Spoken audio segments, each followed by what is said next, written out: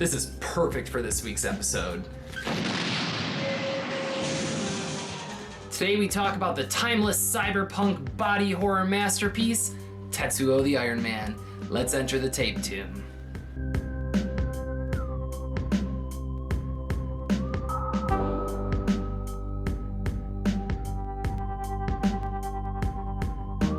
What's up, everyone, and welcome back to another episode of The Tape Tomb, a show where each week we talk about some of my favorite horror movies in my ever-growing VHS collection. And this week's episode is for those who love metal.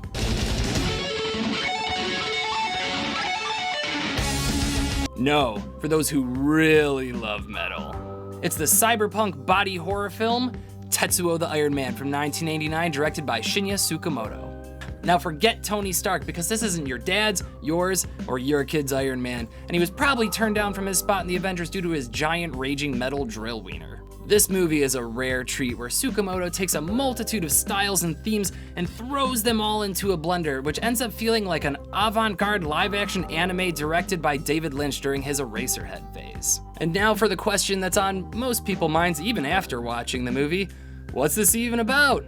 I'm gonna try my best. Roll the film. Tetsuo the Iron Man starts off with a character we will get more familiar with as the movie goes on, but for right now, we see a guy known as the Metal Fetishist, hanging out and putting a metal bar into his leg and having too good of a time. X amount of time later, we see him unwrapping his wound to find out that it's been festering with maggots. Ugh.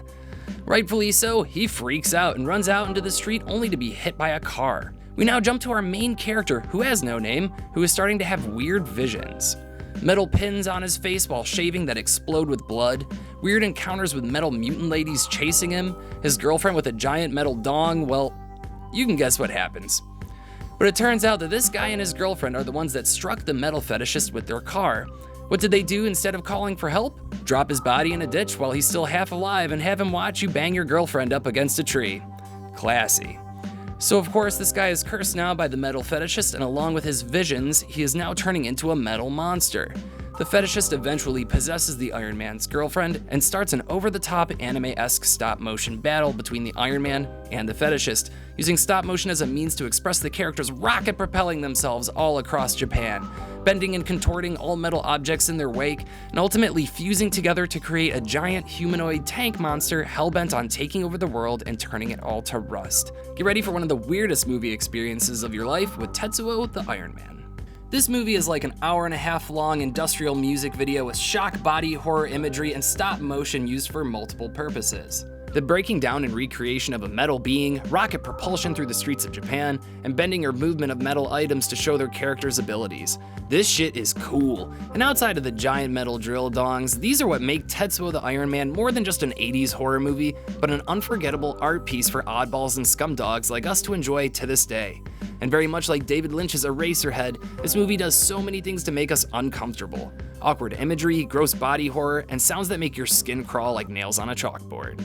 Everything we love about horror and experimental movies with an anime twist, oh you know, it's a perfect fit for us here at the Tape Tomb. Here's some interesting facts about Tetsuo the Iron Man. This movie is based off a play that Shin'ya Tsukamoto had written and performed while in college. This movie was included in the 1001 Movies to See Before You Die written by Steven Schneider. Since then, it's been taken out, but it's still in the introduction to let you know it's still around and worth watching. Portions of this movie were used in the music video Machine Gun by Portishead, and if Beth Gibbons was a tape, we'd watch it all day. Thank you all for watching another episode of The Tape Tomb. I've been your blue-beanied host with the most, Larry Downs, and if you liked this episode, make sure you click that like and subscribe button down below to inflate my ego, and drop a comment telling me what you think about Tetsuo the Iron Man or a movie we should talk about on a future episode.